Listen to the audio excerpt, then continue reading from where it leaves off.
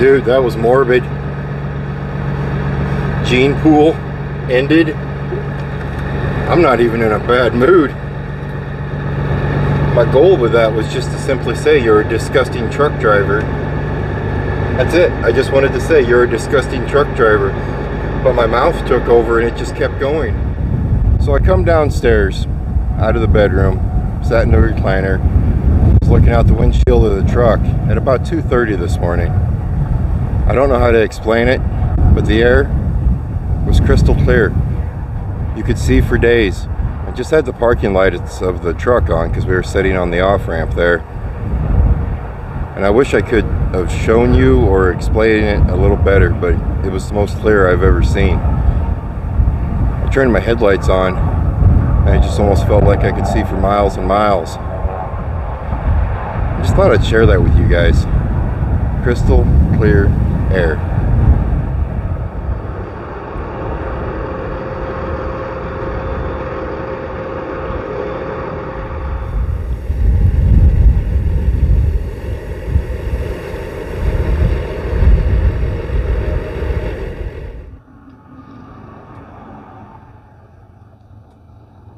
We're currently located just south of Hannibal, Missouri, just off of Highway 61. We're en route for Sioux City, Iowa. We're coming out of Huntingburg, Indiana with a load of frozen turkey. So far we have about 465 miles left into our journey before we can make this delivery. And our current temperature is sitting right around 18 degrees right here. At home it's sitting around 2. So it's a little chilly back home, so we are fully dressed for winter. We even have the insulated underwear on, the insulated socks, and about 3 coats on. A little overkill? No. It's going to be cold.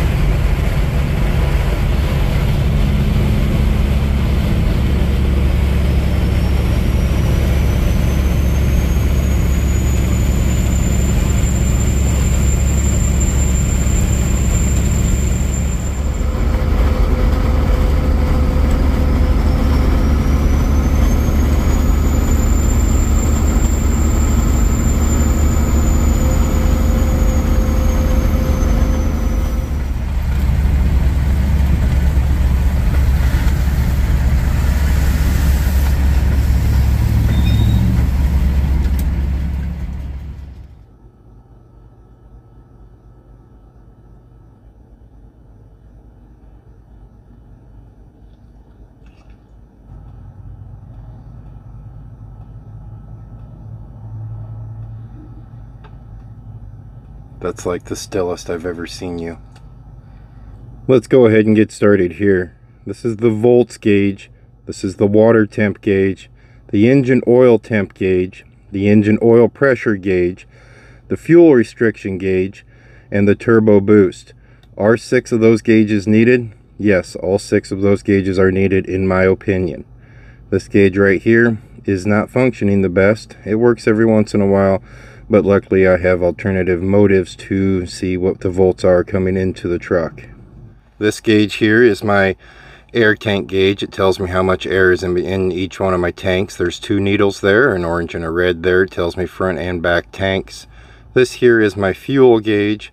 This is my air suspension gauge. It tells me how much weight is on the back of the truck suspension in a roundabout way. This one is the applied trailer brake. This one is the transmission temperature gauge. This one is the applied truck brake. This one here is the forward axle temperature gauge, and this is the rear axle temperature gauge. Are all of those gauges needed? No. The applied trailer gauge I've never even paid attention to, as well as the applied truck gauge I don't even pay attention to, but the rest of them I do. Now this gauge here, it's a fancy gauge. It's a very fancy gauge. It's a $10 thermometer that I picked up at Baumgar's. Right now it's 81 degrees in the cab area, or at least right where this gauge is at, and it is 68 degrees in the sleeper. Some of you have noticed that white thing right there in between Opie. That's what takes the gauges. That's what tells me what the temperature is in the sleeper. I want to keep that as close to Opie as I possibly can. More so in the summer. If it gets really hot back there, I can monitor it, or in the winter I can also monitor it. You can just simply look at Opie and see if he's comfortable. That's a comfortable lay. A hot lay is when he's completely sprawled out, and when he gets cold he's in a tight little ball. But just for reference, I do like to use the temperature gauge. You have your pyrometer, and you have a temperature gauge, your tachometer, and your speedometer. The pyrometer, yes, it is an important gauge. As you can see, it's a little tilted to the left, but the gauge still works. The goal here is to keep it below 900 degrees. That temperature gauge right there is a manual temperature gauge that someone else put in before me. It's never worked. It does not work, and that gauge is not needed. The tachometer, a lot of people ask if I use that when I'm shifting gears. No, I do not. Luckily, First Class is a 600 horsepower Caterpillar with 6-inch straight pipes. I can hear when she's ready to shift. And then there's the speedometer. Between those two gauges, do you need them both? I've been without a speedometer before, and as long as you know your truck to a base, you can almost use your tach as your speedometer. If I had to go without one, it would definitely go without the speedometer and keep the tach, but I'm going to go ahead and say yes, both are needed. All four of these switches are for lights, in between your headlights, your parking lights, your cab lights, trailer lights, stuff like that. This one here is my Jake brake. Some people have wondered if my Jake brake is working anymore. You do not hear it anymore. We do not run east anymore, and everywhere we run around here, there really is no need for the Jakes. These over here are my cruise control switches. Are those needed? Yeah. I spent probably about 6 years trucking out here in my 86 Freightliner. It had a 400 big cams mechanical engine in it. It did not have cruise control. Did I live? Yes, I did live, but it's just nice to have that. This temperature right here, it's just a thermometer that I have shoved into the vent. During winter, no, it's not really needed, but during summer, I like to make sure that my AC is coming out as cold as it possibly can. These two switches here, this one drops the airbags behind the truck. On that back one, that gauge I was talking about, the air suspension, this will drop those bags down. This one here is a differential lock. It's not a posi lock, but it's almost like putting your truck into four-wheel drive to an extent. There is another switch behind my phone holder. It's my fifth wheel slider. I never use my fifth wheel slider, and if I decide to use my fifth wheel slider, I pull the air lane off of this one and hook it up to there, and then I can move my fifth wheel slider, but it is behind there. Don't use it, covered it up because I wanted to mount my phone there. These two switches here, this one that's busted off is my mirror heaters, and this one right here is what I use to control those big lights on the side of my truck. Stereo, it works when it wants to. It lets me know that it's working by coming on mysteriously. Other than that, I do not listen to music. I do not listen to anything while I'm driving down the road. I might listen to a few podcasts every once in a while, but other than that, this radio hasn't been on in a very long time. These two knobs down here, this one's to set the tractor brakes, and this one's to set the trailer brakes.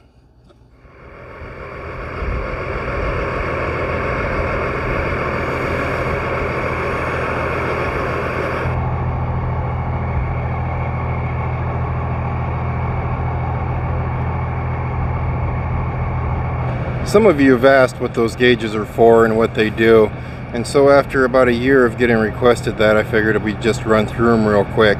I could go through what actually each gauge exactly does, like your pyrometer or your turbo boost or your oil temp, gauges like that, and geek out on them with you, but I'm not going to. I'm just going to give you a simple basic what they are, if they're needed, and I guess that's about it. We're in Cameron, Missouri right now. We're just about 30 miles east of St. Louis, or St. Joe, Missouri, where we're going to jump on Interstate 29 and bebop north. The other day when we were talking about, well, actually I think it was last week, we were talking about, is it Missouri or Missouri? At this point right now, the wind has gone down, but the wind was blowing pretty extreme, and we are heading straight into it. Missouri is a lot of rolling hills with a lot of curves in them. Roll, roll, curve, curve. With a headwind, that C16 600 horsepower Caterpillar under the hood was getting a workout.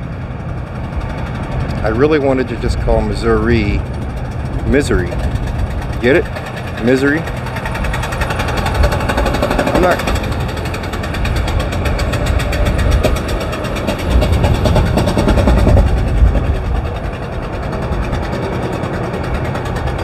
I think his truck is sick. I really do think it's sick.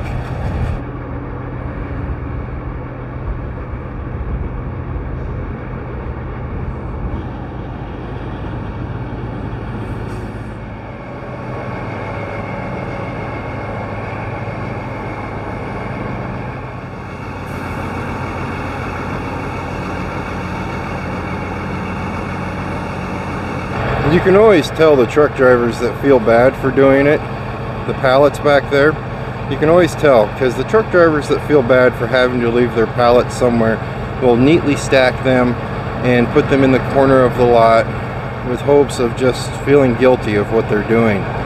Then there's the truck drivers that just throw them out onto the ground like that, are basically the same ones that throw the garbage out all over a truck stop. The ones that care less what their reputation is, the ones that could care less what the truck stop is, or the ones that could care less about anything has to do with Earth. Those are the ones, and there might be a few of you watching this. If you are that person, you are worthless, and I cannot wait till your gene pool gets completely wiped off the face of this planet.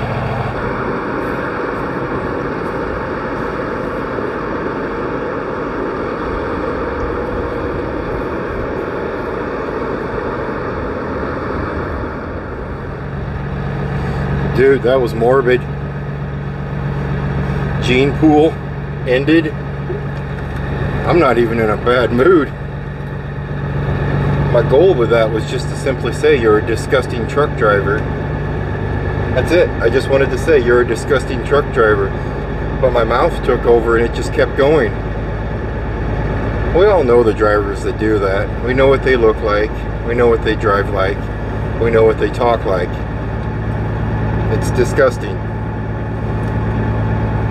You're a horrible person. You're a disgusting truck driver. I should probably delete all this. You're supposed to stay upbeat and chipper. We've talked about littering in the past and what I think about it. And if I see you throw a bag of garbage out the window or anything, am I going to approach your truck? Most likely not, because it usually won't end well. Am I going to put you on video? Absolutely not, because every once in a while I try to think that truck drivers get enough of a bad rep out here that they don't need any more of a bad reputation. But in my personal opinion, which it doesn't matter to you whatsoever, I just think you're a disgusting person. That was morbid. You're brutal, man. This is supposed to be a family-friendly channel. That's horrible.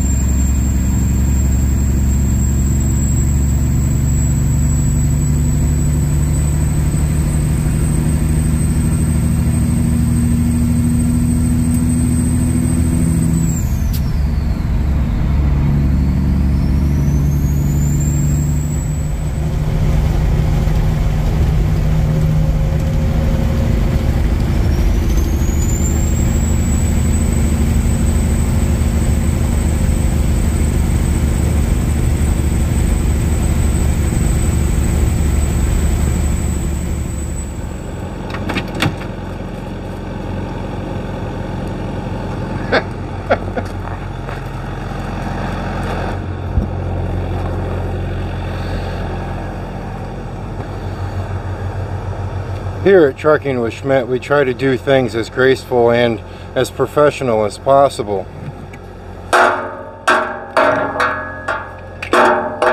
Like hit things off the fenders and an Opie attack you whenever you're trying to record him.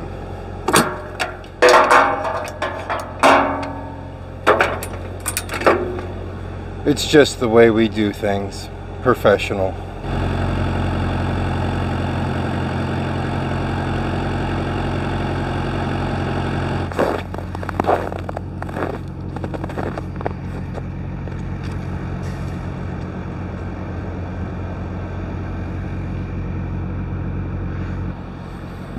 Wasn't it like 55 degrees the other day on us?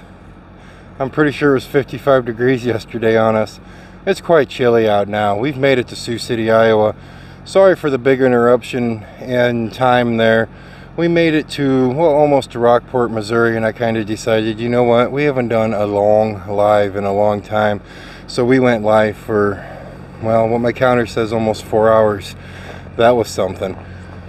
Oh, yeah, it's cold, it's snowy. We're back to winter. There's actually snow piles over there, and I'm pretty positive those are the first time I've seen piles in 2 years here. Last year I don't think we've seen a single pile. So moisture wise, I think we're going to start doing pretty good in the wise of moisture, so the farmers here in Iowa should be pretty happy. Snow's good. Snow looks pretty. Snow decorates things. It keeps things from looking solid brown per se. The cold that comes along with the snow is okay. It's alright. It's just not pleasant in the truck. Whenever I'm not in the truck, I really don't mind it. I whine about it, but not as much. I whine about it a lot when it's cold in the truck. Hear the train? He's saying, you're done talking. You talked too much today already. If I do leave it in there, I'm sorry for the rant, guys. That was really morbid of me to say it that way. I'm still shaking my head, so there's a good chance you guys don't have any clue what I'm talking about, and I kicked it all out of the video. I'm gonna go home now, and then tomorrow I'm gonna spend all day in front of a screen working on the YouTube stuff, which is fine because the kids are at school and Sarah's gonna be at work. And then the next 3 days after that, I'm gonna be helping Dad out. Dad's got some buddies of his coming from out east that are gonna be hunting, and I might go out there and help him out. By help, I mean just walk around, probably get in the way, and talk to a few of them since they've been coming here for years. Might do some recording, not a hunting, because, well, I just don't want to. I like to record nature though. I need to get better at that if I'm going to make my Saturday videos any good. You guys stay safe, as always. I'll see you next time. What to do next? Maybe I should switch it up, do a slot canyon next time around. I know a lot of them don't allow dogs, but I'll have to look closely, see what I can find.